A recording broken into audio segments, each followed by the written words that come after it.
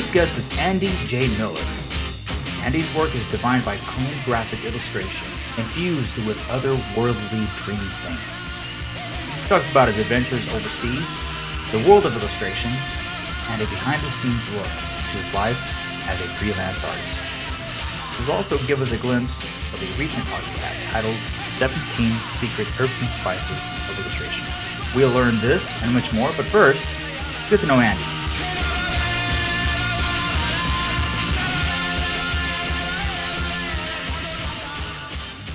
So Andy, man, thank you for being here. Welcome to the show. Hey, nice to. It's going really well. I've been in Columbus, Ohio, for almost 2 months, and I'm really I'm feeling it. It's good. I took a little. I lived in the UK for 5 years, and I was around cities then, and then. As kind of a stepping stone, I moved to a smaller place in Indiana to come back to America. And no diss on Indiana, but I was ready to go. I was ready to get. It wasn't Pawnee, was it? It was basically Pawnee. No, it wasn't. It wasn't. But yeah. Hey, we'll talk about that. We'll talk about that in a bit. Okay. Your excursions, let's say. Yeah. My adventures. But before we get into it, I'm going to ask you the big question, Andy. Pencil or pixel? I've thought a lot about this. Because pencil dates back to when I was a kid. But so does pixel. Actually, my story is this. When I was in kindergarten, I did like MS Paint. Yeah. I did a Santa Claus like with his reindeer in MS Paint in kindergarten, and my teacher was like, "Whoa!" This is kindergarten? Yeah, kindergarten. Wow. And I'm gonna pick pixel because everything I end up doing ends up on the computer, and I feel like I would have never had a career without pixels. So. Oh my God. Pixels, man. I was just finger painting and sticking my finger up my nose, and yeah. You're already on MS Paint. I was doing that too. But I was also doing the MS Paint. But yeah. So why don't you tell us a little bit more about your story? How did you get where you are today? Obviously, you started in kindergarten and you kept drawing since, but maybe it wasn't such smooth sailing to illustration. Why don't you tell us a little bit more about what got you here and what you do? So whenever I get asked this question, I always question how far back I should go. Back to the womb. Well, in the womb, I was... No, actually, it goes back to childhood just because for me, my mom was the creative one of my parents, and this isn't a super sad tale. It was a long time ago, but she had a lot of issues, and she kind of skipped the scene. So my dad is like a finance guy, and the woman that he married is also in that kind of thinking, and then all my siblings are like them too. And so I was or something like that. Yeah. So like I grew up as kind of the weird person, and and so I always joke about listening to Boys to Men, but growing up, I always listened to what my brother listened to, and he's not necessarily a creative guy. So, so he listened to rap and R&B, and some of it was, genuinely good, but I wouldn't necessarily call a lot of it creative. And so, when I was in high school, I had a friend who introduced me to Modest Mouse. And I got super into that, and I couldn't play any instruments, so I just made the band posters and the CD cases and everything for all my friends' bands. So that was like the closest I could be to being in a band. Awesome. And so that's kind of why I went into design and illustration in college. So yeah, and actually. When I graduated high school, my dad, his company was taking him overseas to England. And so I had the opportunity to do college over there. So I did college in the UK, and I did a year of their bachelor program is 3 years. So I did a year in illustration, and then the graphic design department seemed like they could do whatever they want, and we were like busy like drawing naked people. That was like so I switched after my first year, even though I consider myself an illustrator. It just looked like it had more freedom. So I have a degree in graphic design, but so I graduated in 2008, and my final year project ended up turning into the published indie rock coloring book with Chronicle Books. Yeah, love that. Yeah, that was a good story because at the time the course leaders over there. They didn't really understand me. I'll say that. They didn't really understand me or what I was trying to do. And so... was it the American accent? yeah, they just didn't understand what I was saying. No.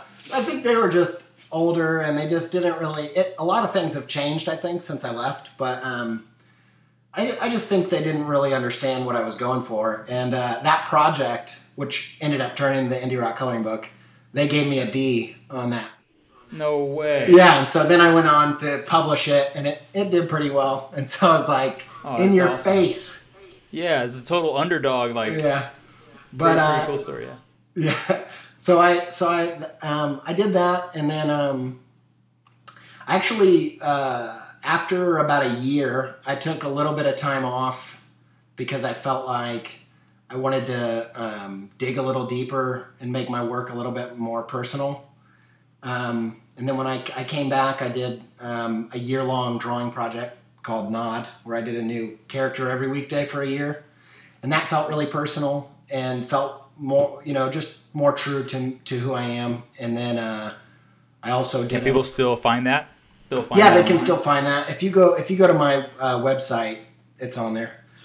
And so, yeah, I've just been doing personal projects and stuff like that. And that...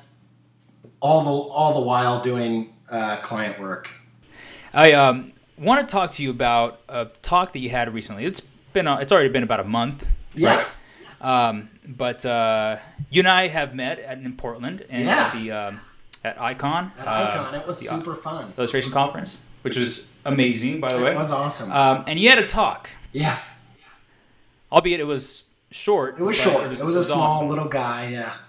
It was a little guy. Yeah, but I really want to talk about this and have you share with everyone what we talked about at Icon, and the name of the talk is, and I love the title, by the way. They have and it's on your website, the 17 Secret Herbs and Spices of Illustration. Genius, man, I love it. And you start off by saying, so you go through a list and you start off by saying, believe in our work. What do you mean by that? Well, you know what I feel like? I feel like in the past couple of years, I've really embraced the idea that I'm mostly an illustrator.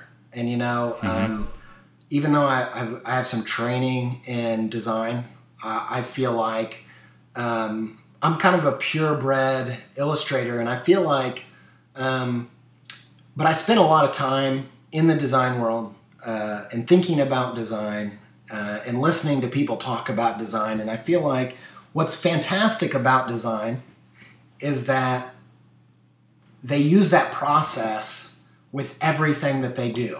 So they use that process to do their lectures. They use that process to make products. They use that design process to do all sorts of things, and it just makes what they do work really well. And so one of the things I feel like designers have gone out of their way to do is to justify their work, justify design to the greater population, to convince people that it's worth believing in.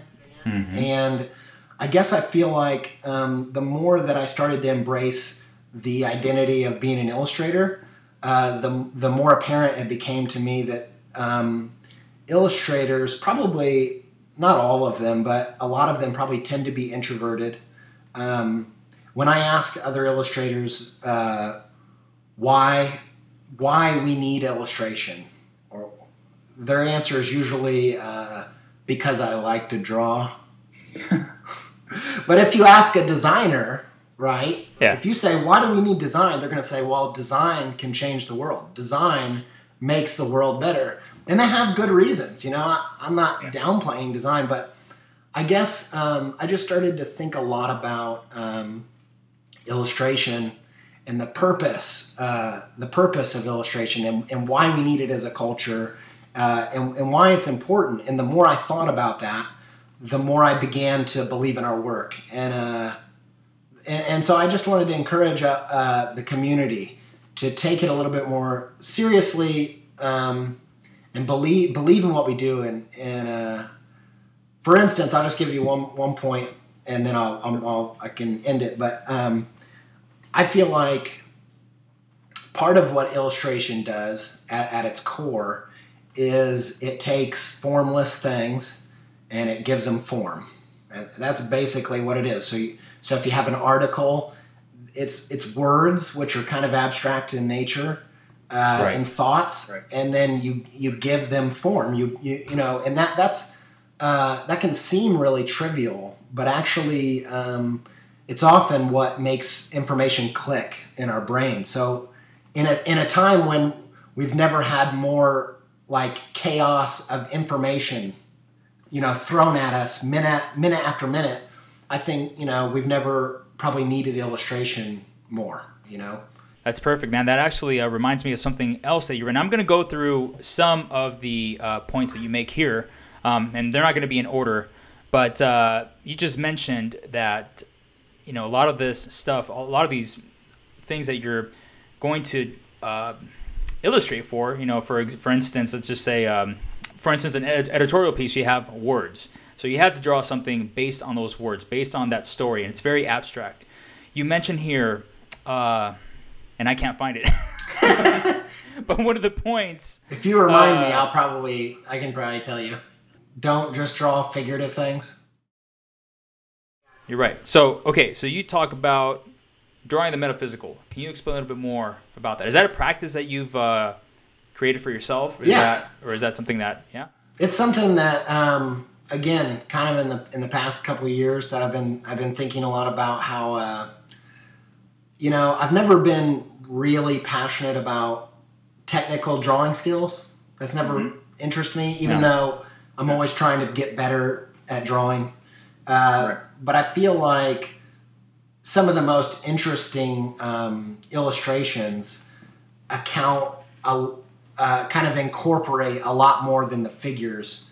And, you know, in the drawing, you can see the emotions, the smells, the sounds, and the spiritual side of what's happening, the you know, the emotional side. And an illustration, I feel like, that captures all of those things is just a lot more interesting than a person that's drawn really well. You know, that doesn't interest me that much. So that's, and I think I've always been, it's kind of like, I think a lot of the times you as you practice, rather than come up with ideas on how to approach work, you're finding vocabulary to describe what your work is. And so that's more of that kind of thing. Like I use a lot of abstract things in my work, and it's kind of been more of not a justification like I'm lying or that I'm, you know, full of it,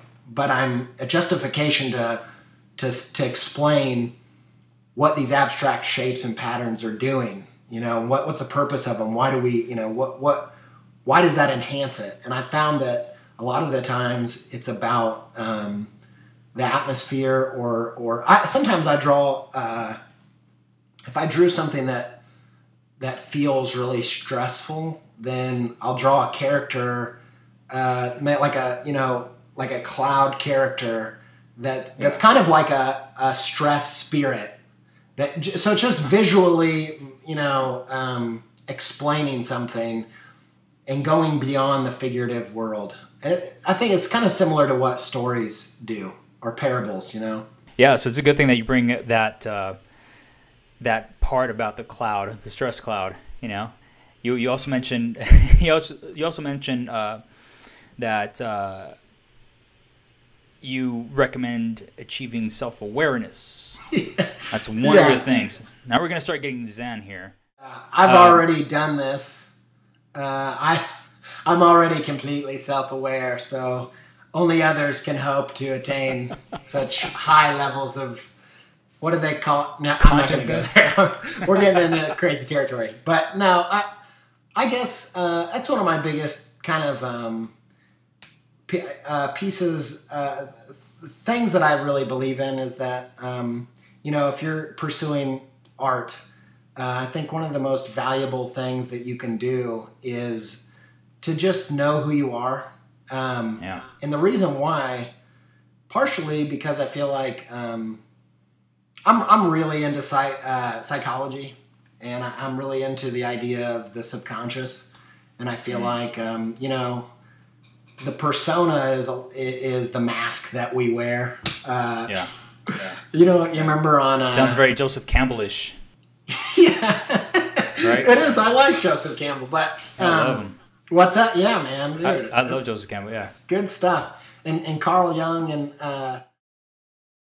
every time I talk about this, I feel like the movie The Mask. With Jim Carrey? With Jim Carrey, yeah. Bill Stein on there, he says, we all wear masks.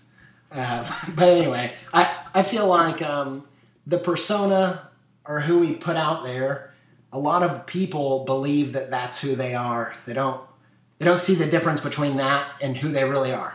So, and I think if you're going to do authentic art, you have to differentiate. I think persona is like your Facebook account. It's like, that's the persona, materialized. And I think curated. Yeah.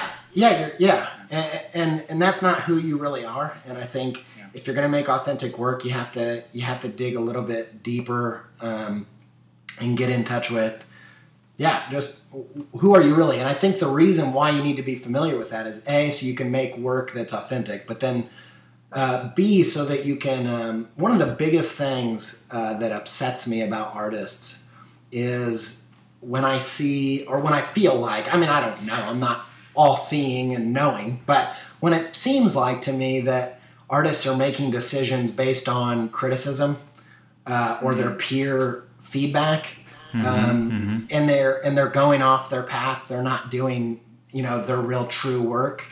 And I feel like if you don't have a good sense of who you are and kind of what it is, the type of work that you want to create, then it's easy to let that feedback throw you off your path and your thing. So, yeah, that's pretty heavy stuff. Oh, that's deep. Sorry. We're getting deep here, man. Yeah, sorry. Golly. Meditation time. Let's just have a 20-minute silence now. And there you go. And just ponder these things. I've been waiting for this moment, so yes, let's do it. No, and then another point. Let's go to another point. And I really like this one. Not that I didn't like the other ones, but you hated all the other ones. You only like this. Just forget what you talked about earlier. No. So you talk about keeping your eyes on your own paper. So there's this thing about there's a lot of talk about transparency.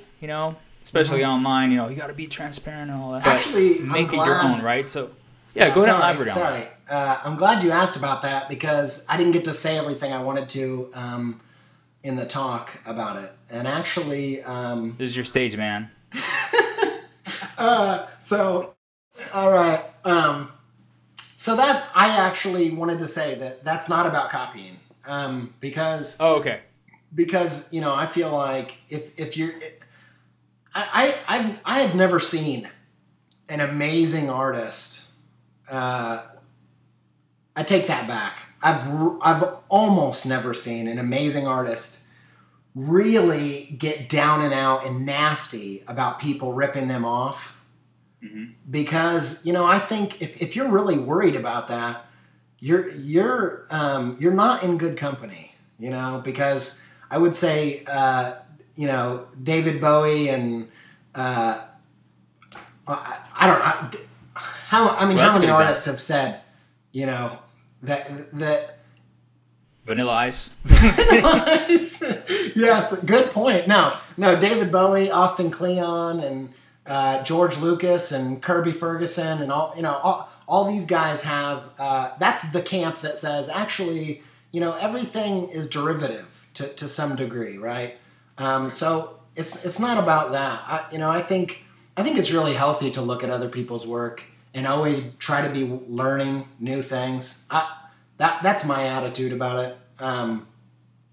But really what that's about is more about not the work so much as the path and the accomplishments and the achievements and the perceived success. And so I feel like when you start focusing on those types of things, like the awards that your peers are earning that you're not earning, or the client that they got, that I think a lot of times when you start going down that path, if you just stop and ask, is that a client that I really want? Like, is that really something? And if it is, then, you know, if you have to adjust your sales or something, then cool. But most of the time, you're just paying attention to something that's going to put you on a side road that you don't need to be on. So you talk about knowing the why of illustration. Yeah. Yeah, go ahead and... I've thought a lot about that too. Again, I go back to, I spent so much time in the design world and kind of felt like, as I was in there, kind of felt like an outcast. Because I'm not really, I don't fit the design mold in a lot of ways. I'm glad you're talking about this, because I think that, you know, talking about the why could be... You know, it's no matter what your background or what you're doing. I mean, it should maybe start with the why. Why are you doing this? Yeah, I think so. And I think, well, when I was in that designer camp, I felt like they talk about that all the time, and it's such a benefit. But I feel like in illustration, actually, the more I started to feel sure about being an illustrator, I went to research. You know, all right, I want to get deep into this thing, and there's just not a lot out there. You know, there's not a lot written on it. And so the more I thought about it, the more I just felt like, you know, what are the deeper questions here? Like, you know, what? And if we do that, then we're going to justify our practice, and the work's going to get better. And so I kind of look at it as like, you know, think about not just the why of the personal why. So why do you want to do illustration? Question that. Because the thing is, Simon Sinek, he talks about how it's really easy to think about the what and the how. And I think in illustration, we've got that down, because we talk about the what like it's either decorative, conceptual, or narrative. We talk about that all the time. And we talk about how, which is style. So we talk about how we do things all the time, but we almost never talk about it. Maybe some people, maybe there are people out there, I just haven't met them, and they're talking about this all the time. But and if they are, then I'm happy to go. I want to hear what they're saying. But just, you know, why do we need illustration? So on a bigger macro level, and then on a micro level, why do you want to make illustration? And I think it's a scary question, because I think we're afraid that there's not a good reason.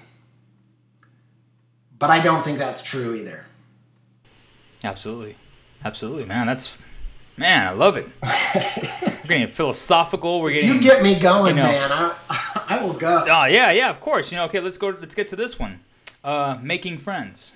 How important is that for a designer or an illustrator or an artist's career to make friends? In the talk, I said it like this. I said that, you know, your wife doesn't care that you had a major breakthrough and you're never going to draw noses the same way again. Like, When I tell her that, I'm like, I'm off line drawing. I'm all about shapes now. She's like, shut up.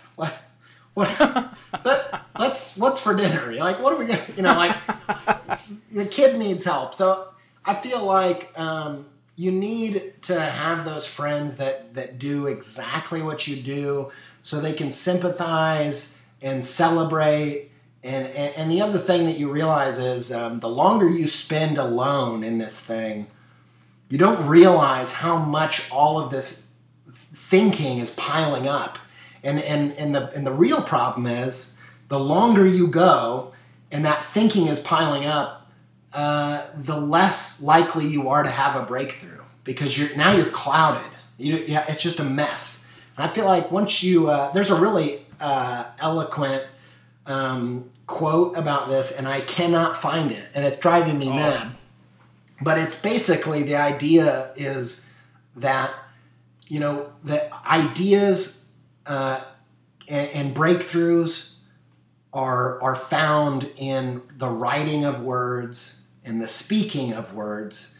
That they rarely happen while you're just thinking alone, or when you're keeping it inside. And so I feel like if you don't have somebody who understands why you switched your nose drawing and why that matters to you, then I feel like you're going to feel alone. And then I think also you're going to end up, you're not going to be able to have clarity in what you're trying to do.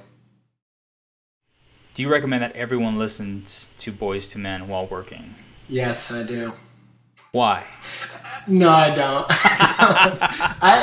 I'll tell you this. This is my confession, all right? So I grew up listening to R&B and rap and Boys to Men. And I tell you this, I can't explain it. Don't make me explain it. But well, let's preface it.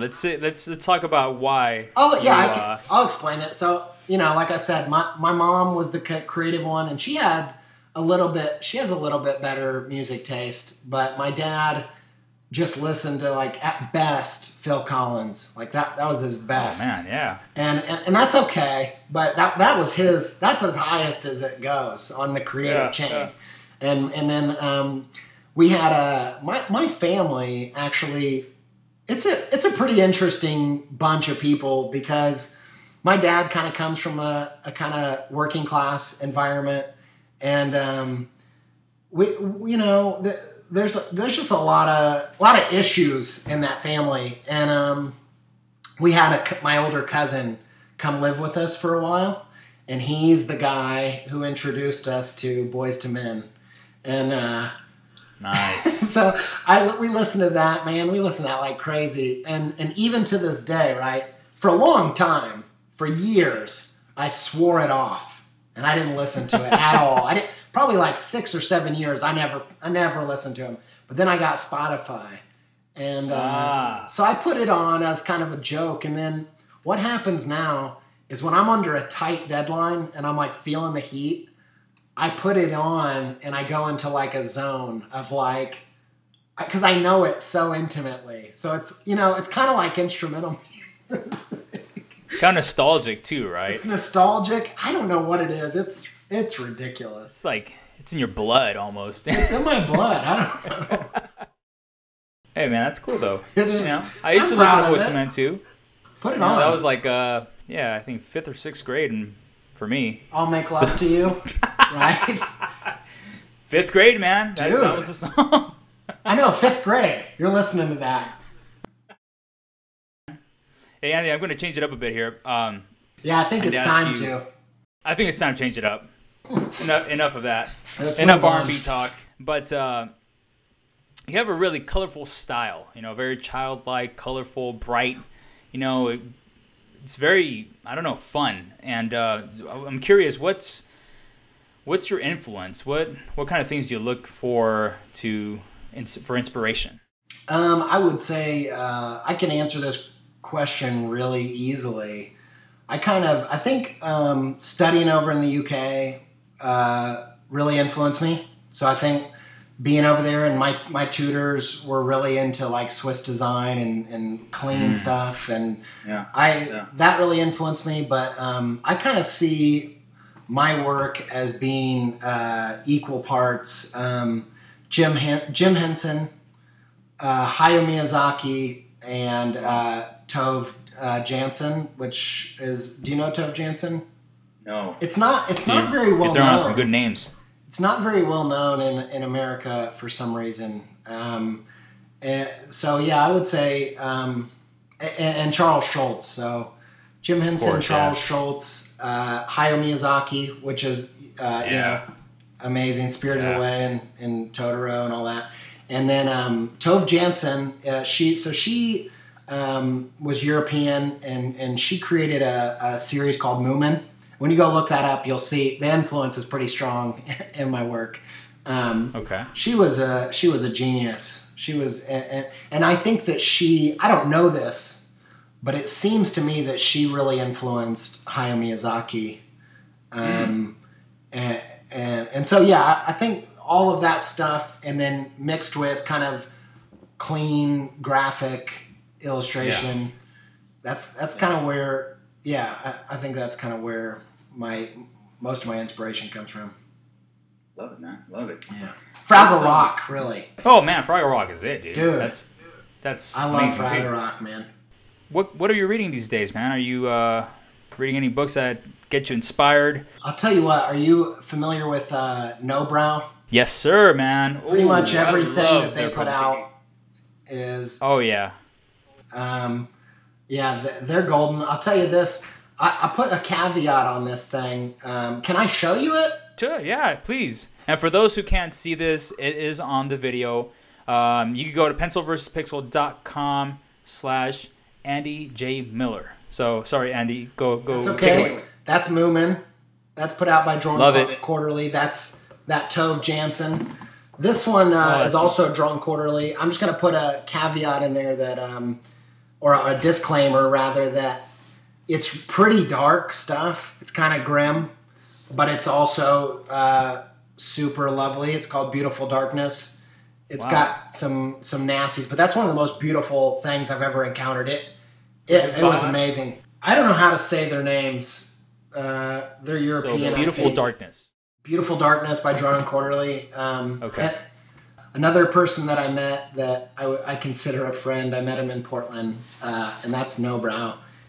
Oh yeah. This is from my personal kids book stash. The kids have to ask for these babies, and that's best book in the world by Rilla. That's fantastic. So I would say check those out. Put these back. Yeah. So Andy, we're about to wrap it up right now, but before we do that, what advice do you have or piece of guidance for illustrators, designers, creative pros out there? Everyone's creative, I think. Everyone's creative out there. For people that are interested in diving into this industry, into illustration or design, or even something that could help them with any other career, no matter what they choose. What's your advice? Something that's really been on my mind recently, and I think Steve Jobs actually said it best in his was it a commencement speech? Yeah, the Stanford commencement. Yeah, I go back to this all the time, and actually, the keynote talker at Icon said a really similar thing. He's the lead singer for OK Go. Oh, okay. And the idea is just generally that that you can only connect the dots when you look backwards. And so I really feel like, first of all, the getting to know yourself, being aware, of the emotions you feel and the thoughts that you're thinking and all of that, getting in that zone, but then picking up on that gut thing that's telling you go that path and trust it, have the faith to go that path, even when you're not sure how it's going to pay off. Yeah. Because I think that I feel like the best payoffs are the ones that I couldn't see. For instance, were they pretty risky? Yeah. Well, I feel like a lot of this nod work that I do, for a long time, it's hard to do because I don't always know what the application is because, but I feel like even more recently, I feel like I'm seeing where the payoff could be. And I think that it could be, stuff that I would never imagine, and so I just feel like there's another good talk on 99U by Jad Abumrad, who's the guy from Radiolab, and I'm a crazy Radiolab fanatic. And he does a talk about gut churn. It's just about getting into that place and being comfortable in that indecisive, cloudy, creative zone that feels terrible, that feels horrible, because you're not sure where you should go, and you don't know where the payoff's going to be. So my advice, I guess, is go to those zones instead of avoiding that fear. Go towards it and endure all that stuff, because I think the best stuff comes out of that pain of going through it. So that's my advice. It's beautiful, man. Beautiful. I love it. Andy, I wanted to ask you, well, you said be comfortable. So be comfortable with pain. Yeah, be comfortable in the suffering. Yeah. Well, just be aware, right? How about this? Be comforted by me. I'm comforting you. It's okay when it hurts. It's okay.